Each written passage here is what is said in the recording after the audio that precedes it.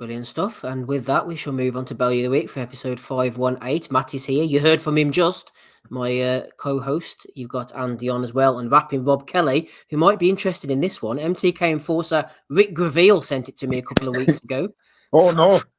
So, no swans were hurt in the making of this video. It's cut from the old days of RTE, actually. Jimmy McGee, going back to the Nigel Benn, Steve Collins era, in fact. And a bit of beef here on RTE. Let's have a look. Title fight. Overall, the event was a tame affair until Nigel Benn went head-to-head with our reporter, Colin Murray.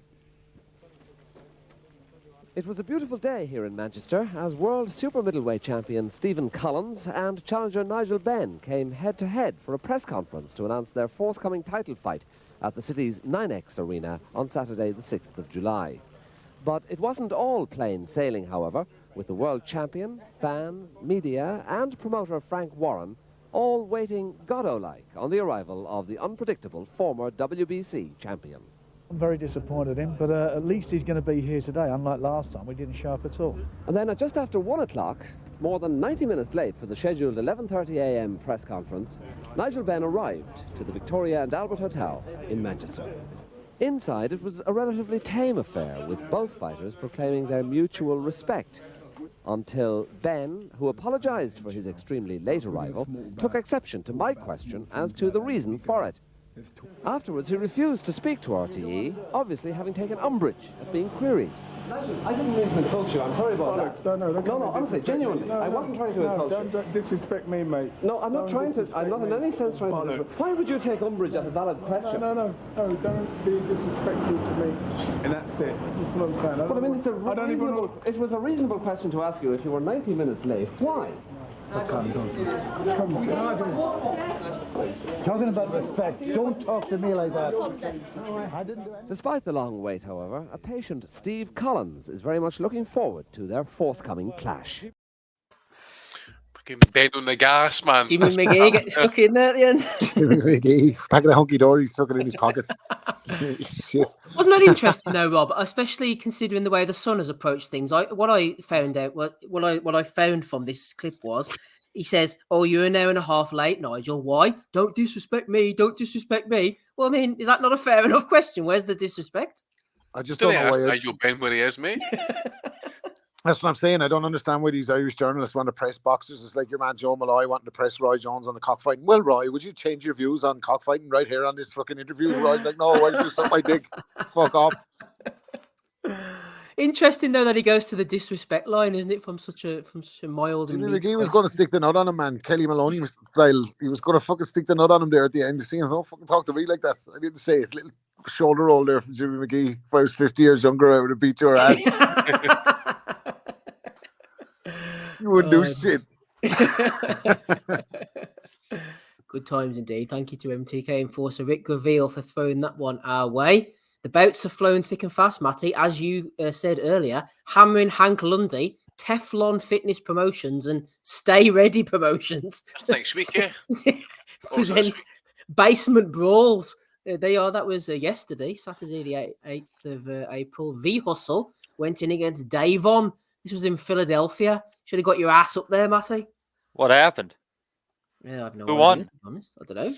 Well, why would you tease me like that, Steve? I didn't realise the date until I started reading it out to you there now. Hey, why is this in the Bellew of the Week and not in our recap of the previous night's action? Well, I suppose it should be. I got sent a couple, actually. Maddie was trying to find where you could buy that online. You They are. That's the kind of shit that Tim Boxey was talking about, man. That's shit he posted. That's fucking terrible. What's this?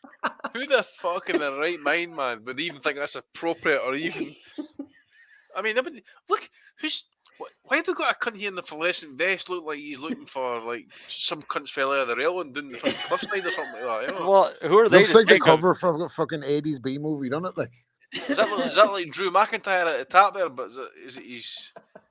shaved his beard off or some shit?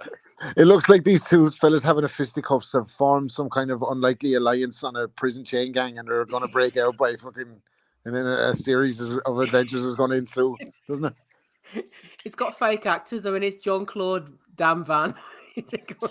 Somebody needs to tell Gabe that they stole a picture from his family reunion. You find Gabe, man, might be dead probably. No. Exactly. Gabe might be ring. Well, then he'd be much easier to find than we're even realizing. Yes.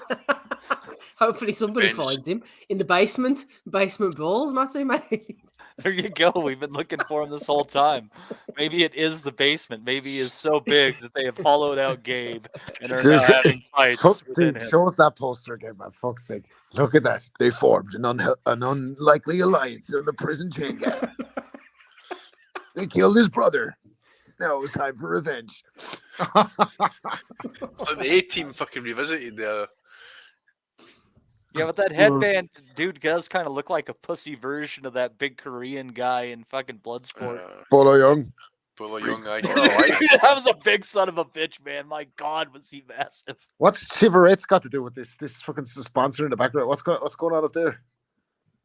Bets, whatever the fuck that is. No, it's live on Facebook, so we'll get to watch it for free. I love the way it's like in some shrubbery, and then there's like a cloud with a fucking image of the boys having a fuck. What the fuck is going on here, man?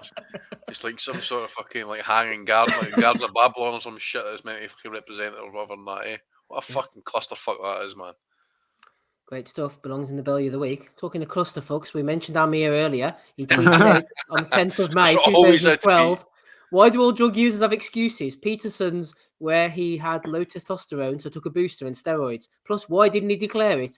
An NFL better tagged him in this week, says, can I get an update on this, please? Twitter never forgets. There's always a tweet. Boxers, just shut the fuck up, man.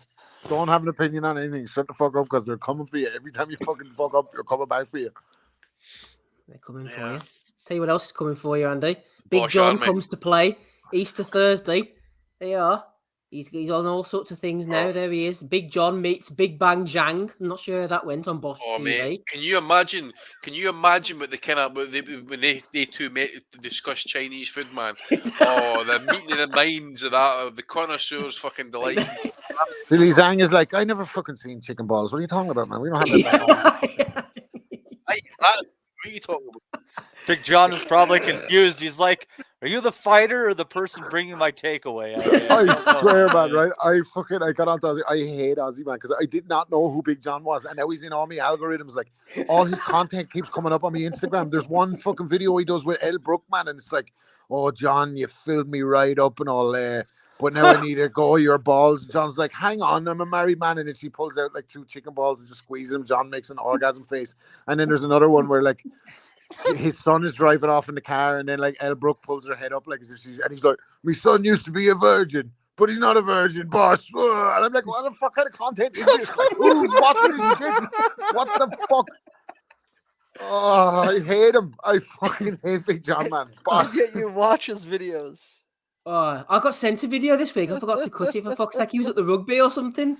Oh, I forgot. What was he, line half? He was at the England rugby or something. I think Terry Woodfine sent it to Ozzy, and he sent it to me. It wouldn't be fucking fly half anyway. No, he was at ringside, pitch side. Sorry, talking shite as usual. I'll have to try and get that for next week. Sorry, I forgot all about that. Sorry about that, boys. Anyway, from Big John to the real stuff, Rick Glazer. Going to make a statement, but I'm not bragging. And you may find it hard to believe or funny, but think about it. I'm more successful in boxing over the last 7 years than Al Heyman. Why? Because he had to blew up and is in debt 900 million of other people's money to be able to stay afloat in boxing. I didn't. And I'm profitable every year and have 0 debt factor. Swallow that, Andy. Fuck off. What? I swallow that for me, you dirty cunt. He's a knob, isn't he, Glazer, man? What fights he ever made? Oh, mate, I have no idea if he does in box. I didn't know. If he can make a living out of sport, maybe we need to know how, because he's a fucking fraud, man. Another one was on the fucking alimony pony with Danny Kinahan money, wasn't he? Fucking prick. He's a grifter, isn't he? Oh, what, mate? People quote him as a source. I hear people going, oh, well, according to Rick Glazer, etc. And I'm like, according to Rick Glazer? Come on. Seriously. We need to get him on the call. I think Matty would be the ideal one to kind of deal with him. Or even Steve's dry whip, man, for example. Poor Tom Sanders. Why the fuck should we care about Frezequento? I just think it's funny that he closed out with swallow that when swallowing is probably why he's profitable. Oh, on your knees, Rick. On your knees. Bellew of the week, 518. Roy Jones Jr. He lost to Anthony Pettis, Rob, but he said had a hell of a good time. Just showing people that age ain't nothing. It's all about God's plan. God's plan was for you to retire after Ruiz, man. You weren't listening to God or the rest of us. Like, right, for fuck's sake, man. I love you, but stop. Like, stop. Age is something. That was 20 years ago, Rob. 20 years. Yeah, exactly. Age is something in professional boxing, man. You're 54. You're not proving a point to nobody. Like, come on. What a legend, though, still. Fuck it, Roy. If you need to go out like that, do your thing. Like, who the fuck am I to talk to Roy Jones? The way he's moving in the ring there, man. Y'all must have worn clogs. I'd fight him. Me against Roy. Let's make it happen. Here's the main man himself, Big Ben. Eyes are useless when the mind is blind. It's Lee Wood, Fabio Wardley, Big Ben dropping them, and Ryan Deal got stuck in on the photo there. See if you said to someone, would you rather have blind eyes or a blind mind? What would they say? Ryan Deal photoshopped that into this one, and he put on the caption, oh, "Don't get greedy, David."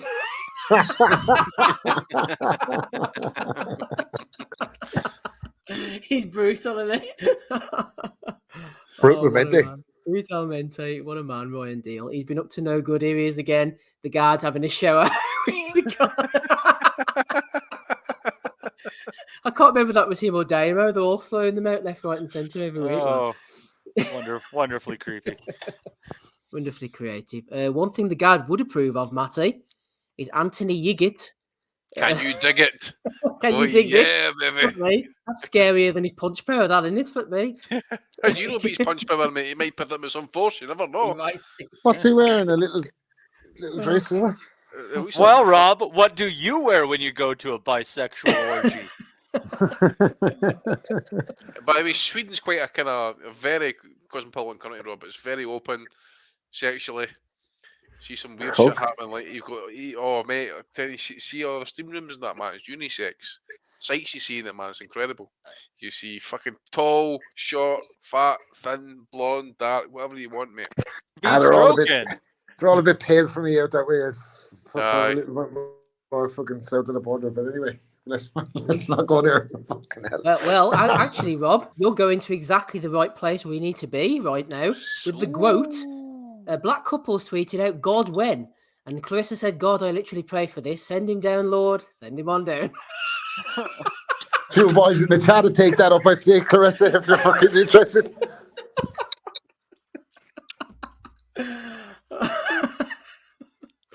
Oh my goodness me.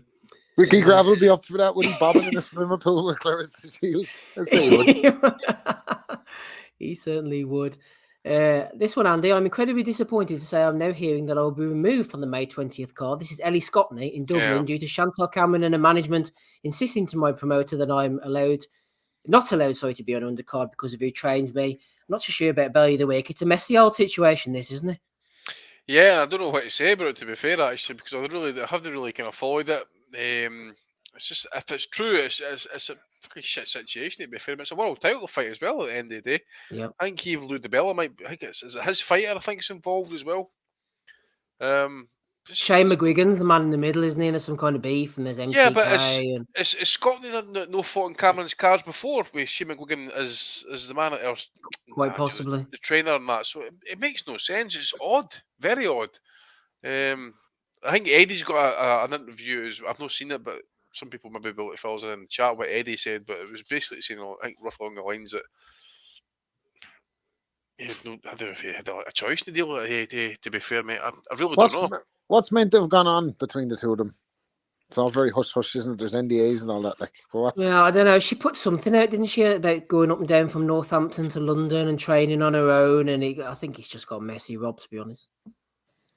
Cash. Sounds like a lot of our women's shit, to be honest with you. Yeah, I think so. Like the quote in the swimming pool, just got messy. Dominic Henry, he'd be right over the goal. He loves the quote. He loves the quote, does Dominic. Yeah, Dom, put himself forward, man. Don't be so shy. Get out there on Twitter. Fucking make it happen. She's head with them thighs. Aye, she has like some pair on her. Anyway, one more for you. It's getting uglier. I think this was Damo, the Dr. FMG, might have been Ryan Deal, who knows? But they've been mixing up the boys. We've got Edward. Oh, you hard. Oh my god, amazing. Amazing. Look at Femi, man. I thought it was Manny Pacquiao. Bad boys they are indeed. I got sent a few more today, but I haven't been able to cut them because I've been out and about. So unfortunately, that's all the ones I have for this week. Matty, any from you, please? Oh, you got to give one to Rafael Ramos for the performance in that fucking Matisse fight. That was just fucking ridiculous. What a fucking chump he is. Yeah, we won't revisit what you said earlier, Matty, but we'll put him up for Bellew of the week, I suppose. That's maybe enough. He agrees. Andy, any nominations from you, Andy, please? Don't think so, mate. No, in terms of kind of boxing thing. As I said, I've been really busy this week with obviously the holidays and that. So nothing for me, mate. Obviously, Amir Khan for failing his drug test. It's obviously been, it's come out 15 months later. Not good enough, mate. Not good enough. And probably one. No, I think that's it. Yeah, that's it, mate. Sorry. Yeah, no problem. Thanks to Terry Wood finally sent in the Big John one. I'll try and play that next week. Nothing from Oz. Anything from you, Rob?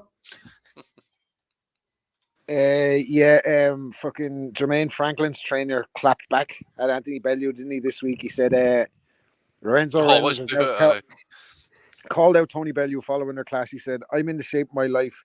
He looks like a 55-year-old soccer dad with a suit on. If Bellew has a problem, we can do an exhibition." It's not hard to find. He'll be at the front row of most boxing shows if you're looking for him. Jermaine Franklin's trainer. Just come and say hello. I'm liking that guy already, Rob. I had no idea who he was before the weekend, but I'm liking that comment. So yeah, man. Yeah, he let him have it, didn't he? Perfect. And I think Andy Lee was commenting on it. Back yet? No, I'm not sure. I didn't keep up, but I saw Andy Lee said this. They asked him about the shenanigans at ringside side, and he was like, "Tony Bellew got himself involved, as he likes to do." No, Tony, man. He just wants to be left alone. Quiet life. Wife and kids, mate. Just leave him alone. That's all the nominations I've got then, and the boys as well. So we had Nigel Benn coming in earlier on. We had the guard as well, along with Amir Khan. We had the basement brawls. Hank Lundy's enjoying it. That's good enough for me. We had whatever the hell that was. We had Amir again. We had Big John coming out to play with the Gillet Zhang. We had Big John again. We had the real Rick Glazer, not the fake one. Roy Jones, it's all in God's plan for him to get beaten up. We had Unrivaled Work, Don't Get Greedy. Ryan Deal again with the guard in the shower. We had Anthony Yiggett. We had the Groat careers going down. We had Chantel Cameron with the beef with Ellie Scottney. And we had the boys at the end there. And Rafael Ramos, of course, as nominated by you, Matty. Who are you going for this week, Matty? Bellew of the week for episode 518. Steve, I think you got to go for Amir Khan for getting a drugs ban for a fight retroactively that he just got his ass kicked in on so many levels. This is just a complete boner. Very eligible for the Bellew of the week. I got to go to Amir. He makes a good case, Andy, actually. He does, mate. He does. I mean, he was semi-retired Amir Khan for fucking years anyway, wasn't it, at that point? I don't think he was even active. Breaking news, guys. Breaking news. UCAD have released a statement to say that the levels found in his system were way too low to say that he has cheated and that he passed loads of tests beforehand. So he's getting off with it anyway. Bellew of the week to us then. Breaking news from Robert. Seriously? Dave Lee's put that in the chat. No, Dave Lee's put that in the chat. It's on Khan's Twitter or something like that. Amir's innocent. So you want to revisit your pick, Matty? Wait no, Amir Khan just tweeted here. Give me a second here. UCAD have stated that their investigation into Amir Khan failed drug tests following his bout with Kell Brook determined that Khan passed multiple tests prior to the contest and did not deliberately take the banned substance Ostarine. UCAD also stated that the amount found in Khan's system was 1,000 times too low to enhance performance in any way. Jesus Christ. UCAD confirmed Khan passed. So it's just kind of like a wee kind of headline effect here. So aye. Why are you abandoning them then, Nick? Why are you abandoning them then, Nick? Why is he serving abandonment? Strict liability, mate. Sick. You sticking with Amir, Matty, or are you off the train? Let's go for what looked like the fights in the woods outside of somebody's meth trailer. Oh, there we are. The meth trailer. For Matty, who are you going for, Andy? I'm going for the picture at the end, mate, with the three amigos. in the office. I thought that was class. I'm going Frank for that, man. and Because Ned. I really thought that was Pacquiao at the bottom there, because that's what started. That's just because of the hairdo. Remember Pacquiao used to have that hairdo when he Yeah. first came to America? Yeah, And he that's didn't go right. to beard.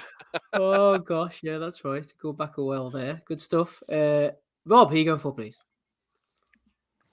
It's got to be the poster now that Amir's innocent, even though he's not fucking innocent. But anyway, we go for the poster. The boys there, like having a little fucking moment. Like, what the fuck?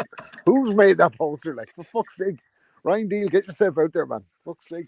That looks like it's been put together by a 10-year-old. Like, it's like, you know what she's done? She's like been cutting shit out of like magazines and putting. Oh yeah, the then- Toys R Us catalogue. Exactly, aye. Colouring it in, then fucking sticking it on top. And, oh, what a shambles, man! These fellas in the background as well with the high vis. What's going on in your life, sir? What are you doing? Exactly. It's like there's like a landslide going on in the life. background there. Like, it's like workers, for example. Look at the guy in the middle with the fucking hat on and the fucking Rabsy Nisbet vest. Look The at fella him. with the fucking, he looks like Kenny Powers with a mullet and a fucking. I thought it was like Joe Rogan, to be fair. Do you know what country it is? Chivaretto. It'll be, I don't know. Guatemala. Oh, Fucking hell. Anyone can get it. Aye. fucking right. Jim's a lot, man. Fuck's sake. That's some shit, man. Oh, congratulations, boys. Boxeo, Apunio Limpio. It's going to be Limp there and Chivaretto in Guatemala. Congratulations. You are the Bellew of the Week winners for episode 518.